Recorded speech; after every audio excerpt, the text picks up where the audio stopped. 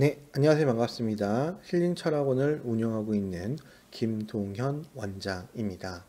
오늘 보실 분은 이제 동방신기의 윤호윤호 군의 운명을 좀 보도록 하겠습니다.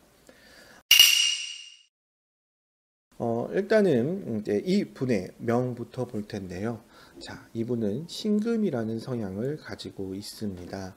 그래서 뭐 열정만수르라고 부르지만 실제적인 성격은 그렇게 외향적인 성격은 아닙니다. 다른 사람과 잘 얘기는 하긴 하되 그러나 자기 혼자 무엇인가를 결정하는 성향이 좀 강해요. 그러니까 누군가와 같이 대화하면서 무엇인가를 하기보다는 자기 색깔, 자기 생각, 그 생각대로 무엇인가를 끝까지 하는 성향이 되게 강합니다. 그리고 이면이고 아니면 아니에요. 되게 명확한 성격이기도 해요. 그래서 좀 유연하다기보다는 딱 명확한 끊어지는 느낌이 조금 더 강한 게 신금, 금이라는 성향을 가지고 있는 사람의 특징이다라고 보시면 됩니다.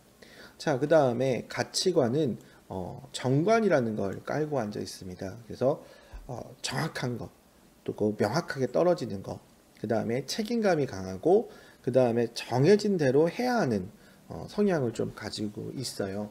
근데 이 관을 따른다는 것이 꼭 착한 사람이라는 개념은 아닙니다.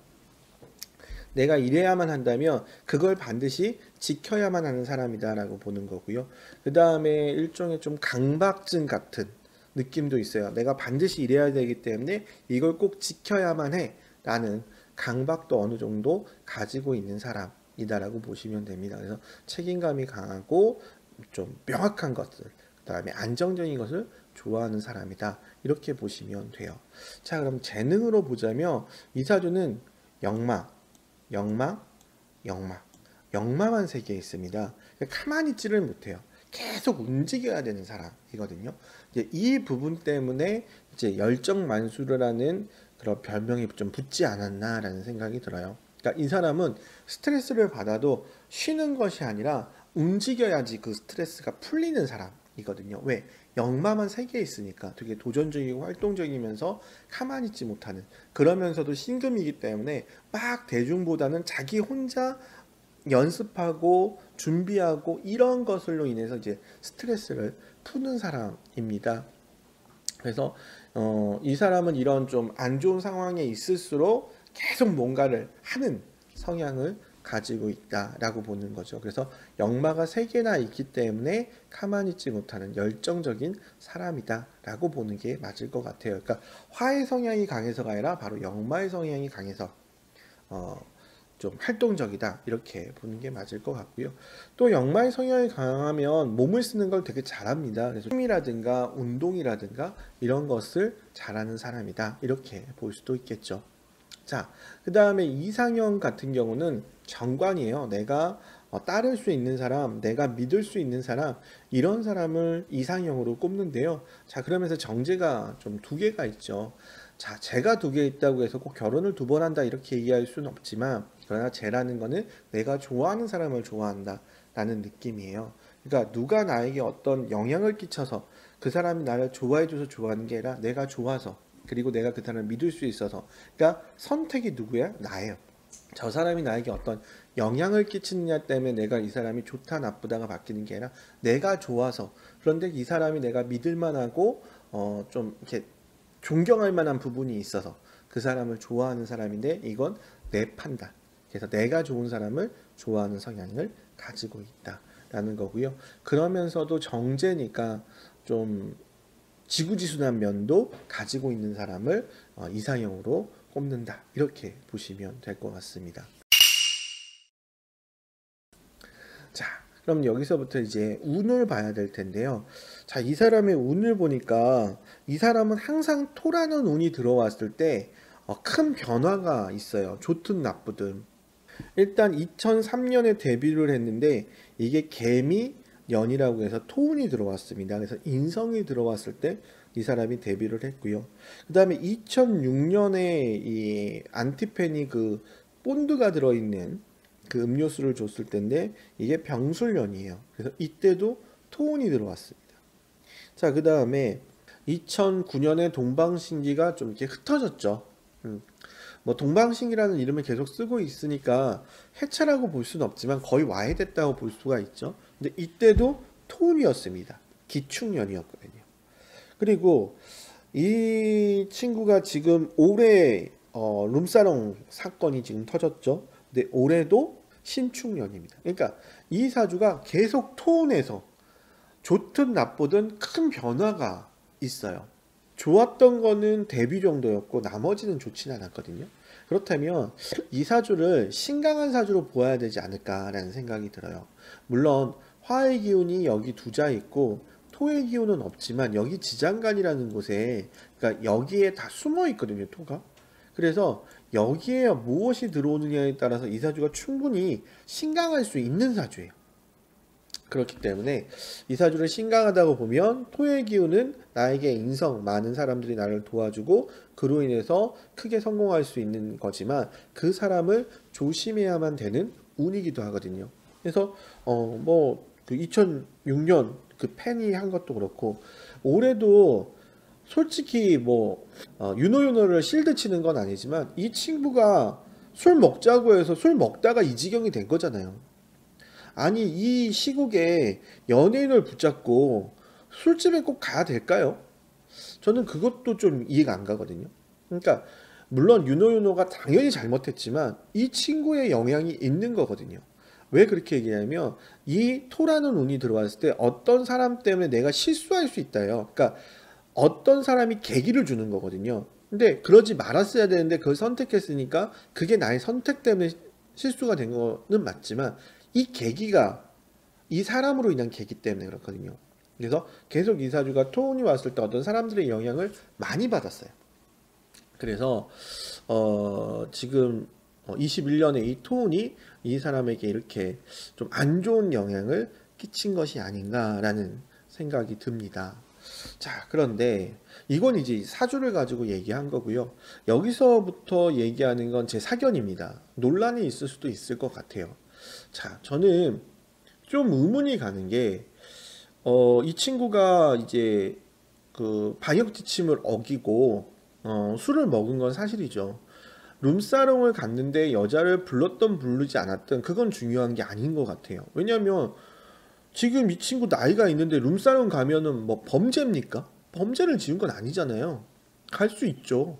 뭐 여자를 끼고 마셨든 안 끼고 마셨든 그게 뭐 중요한지는 잘 모르겠어요.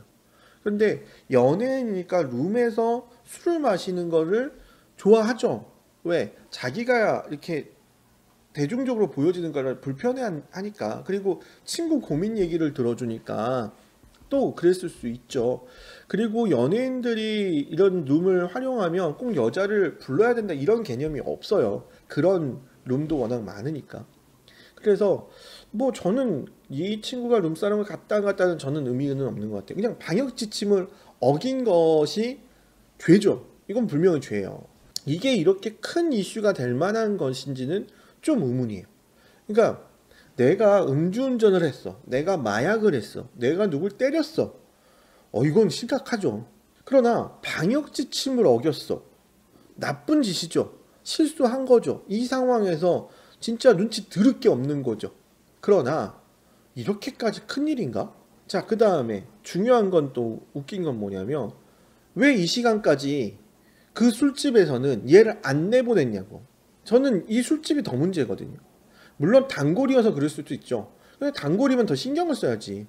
그러니까 벌금도 술집에서 내는 벌금이 여기 와서 내는 벌금보다 훨씬 많아요. 그럼 누구에게 1차적 책임이 있는 거냐면 그 술집 주인한테 있는 거예요. 1차적 책임은. 얘기를 했어야지, 나가라고. 반강제로라도 내보냈어야지. 그게 맞지. 그렇죠? 만약에 그렇게 내보내려고 했는데 윤호윤호가 버텼어, 막 행패 부렸어. 그래서 경찰이 왔어. 그럼 진짜 죽일 놈이지. 그건 또 아닌 것 같아. 그러면 이 윤호윤호가 지은 죄가 진짜 이렇게 몰매를 맞아야 될 정도로 큰 죄냐? 난 그건 좀 아닌 것 같거든요. 그 다음에 또 하나. 얘가 163억짜리 건물이 있는 게 죄냐? 그것도 아니잖아. 그러니까 웃긴 게 뭐냐면 자본주의 사회에서 윤호윤호가 건물을 가진 건 죄가 아니래. 그런데 왜 이렇게 떠드는 거야? 죄가 아닌데. 뭐가 문제인데? 뭐 두니아라는 그런 프로에서 자기는 건물보다 학교를 짓고 싶었대. 꿈이잖아. 36에 학교를 어떻게 지을 거야? 자기 활동하는 것도 바쁜데. 얘가 그런 꿈을 가졌다는 건 한 40, 50대 때 하겠다는 거 아닐까요? 지금 30대 때 돈 많이 벌었다고 막 학교 짓고 막 자기 음악을 할 수 있는 막 어떤 걸 만들고 이럴 수 있을까요? 말이 안 되잖아. 그게 왜 문제인데? 그리고 얘가 1년에 버는 돈만 해도 몇백억이 될 텐데 163억짜리 건물 산 게 뭐 대단한 일이에요. 얘가 10 몇 년을 활동을 했어. 1000억도 있을 수 있는 애예요. 그 중에 163억만 건물을 샀어. 우리가 집 사듯이. 왜? 얘가 가지고 있는 규모가 다르잖아요. 우리는 163억짜리 빌딩을 꿈도 못 꾸니까 이게 어마어마한 것 같지만 윤호가 이때까지 번 수익에 비하면 얘는 우리가 집 사는 거하고 비슷한 수준이라니까. 그래서 글쎄 저는 더 웃긴 건 뭐냐면, 자, 건물 산 것도 죄가 아니래. 그리고 방역지침을 어긴 건 죄기는 하지만 이렇게 큰 사건은 아니야. 그리고 방역지침을 어긴 주체는 윤호가 아니라 그 술집 주인이에요. 엄밀히 따지면. 그런데 왜 이렇게 이슈화를 시킬까? 난 그게 더 이해가 안 가요. 그리고 MBC에서 오보를 냈잖아요. 왜? 경찰 조서만 확인해도 확인해 볼 수 있는데 확인을 안 하고 뉴스에 나왔잖아. 이거 100% 오보거든요. 그럼 왜 이렇게 오보를 냈을까? 나는 언론에서 만든 프레임이 아닌가 싶어요. 윤호의 죄보다 언론에서 얘를 물어뜯고자 해서 만든 프레임인 것 같아. 근데 나는 여기서 더 웃긴 게 있어요.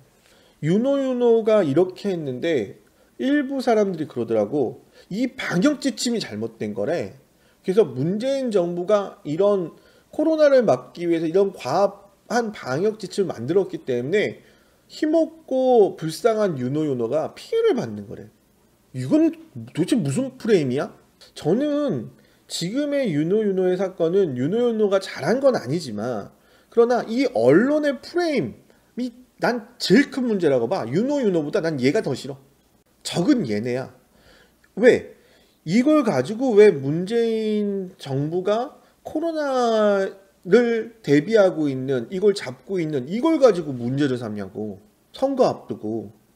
너무 눈에 보이는 조작질이잖아요. 그래서 저는 언론이 가장 큰 문제고 죄인이라고 생각하지, 윤호는 저는 그렇게 큰 죄를 졌다고 솔직히 생각하지 않습니다. 물론 제 말이 논란이 될 수도 있을 것 같아요. 그러나 난 답답해서 해야 되겠어요. 논란이 되든 말든. 왜? 그러려고 만든 채널인데 욕먹으면 어때? 저는 솔직히 윤호의 문제보다는 지금 언론이 더 큰 문제를 치고 있는 게 아닌가라는 생각이 들고요. 윤호는 그렇게까지 저는 잘못했다고 솔직히 생각하지 않습니다. 논란이 일더라도 뭐 할 말은 해야죠. 여기까지 유익하셨다면 구독과 좋아요, 알림 설정 부탁드리고요. 언제나 행복하시기를 기원드리겠습니다. 감사합니다.